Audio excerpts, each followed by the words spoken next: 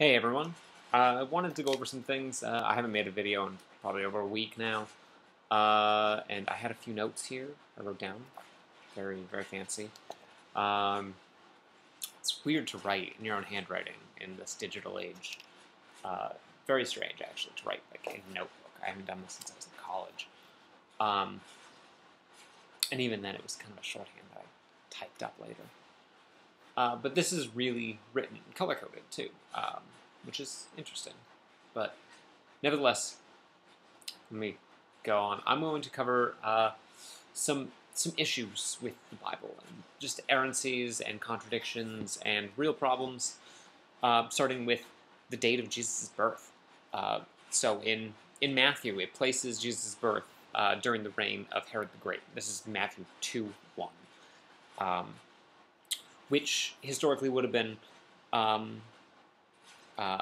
sometime before 4 in BCE, before the Common Era, because that's when Herod died.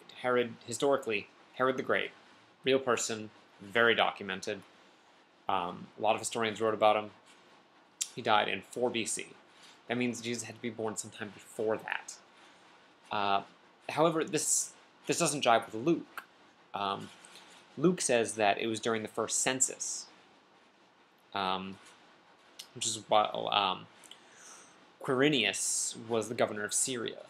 The first census, and this is the taxes they're talking about, because this is how they would enumerate people and then collect taxes. The first Roman census done in the area was done in 6 in the Common Era. So you have this discrepancy of about 10 years. Jesus had to have been born in order for all the stuff in Matthew to happen with the death. I'll get into later. All his prophecies about going to Egypt and back. It's a discrepancy of 10 years. So which is right? If either is right. But this isn't the only thing. It's just dates, places.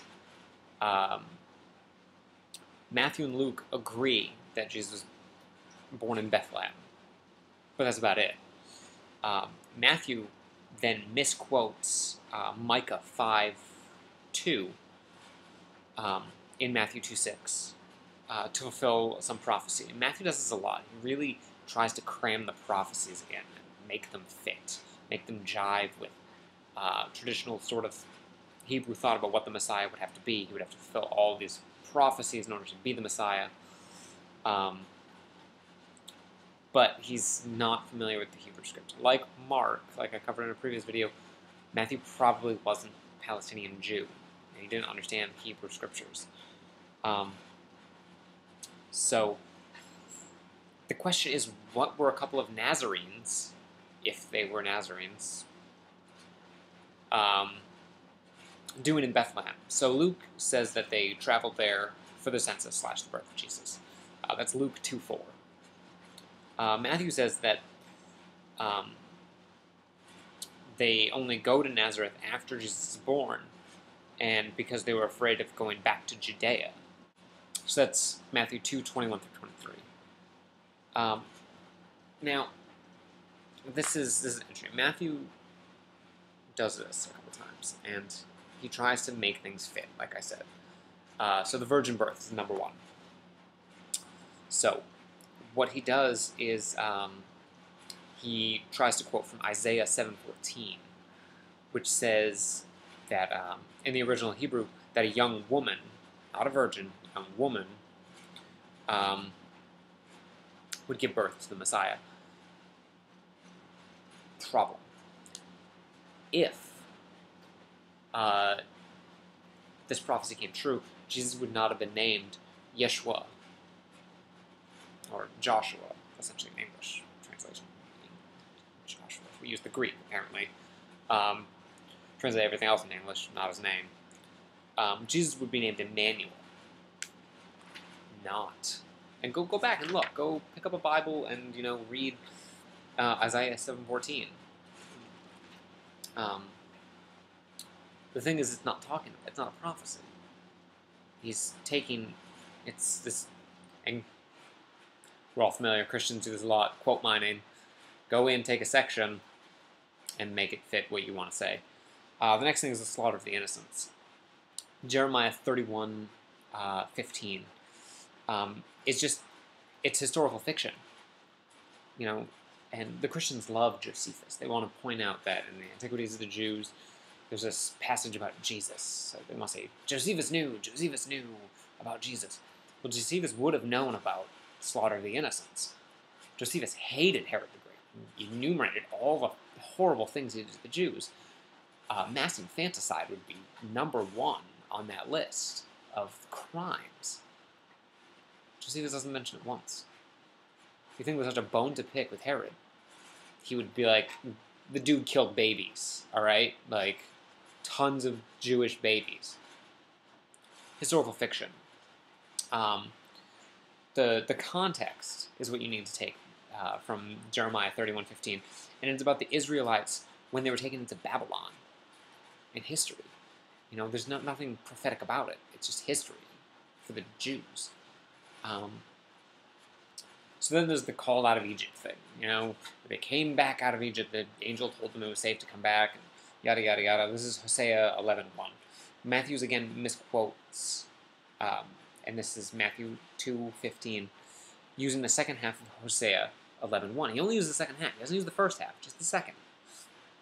In which God, because Hosea 11:1 is God calling the Israelites out of Egypt during the Exodus story. Now, if this is all true, why does Luke leave them out? Luke leaves out these prophecies. He doesn't link to anything in the Old Testament to try and draw it all together. He leaves out Jeremiah 31:15, he leaves out Hosea 11:1. And he puts Jesus and his family at the temple in Jerusalem 40 days after he was born. And that's typical of Jewish babies in that area. You would go to the temple.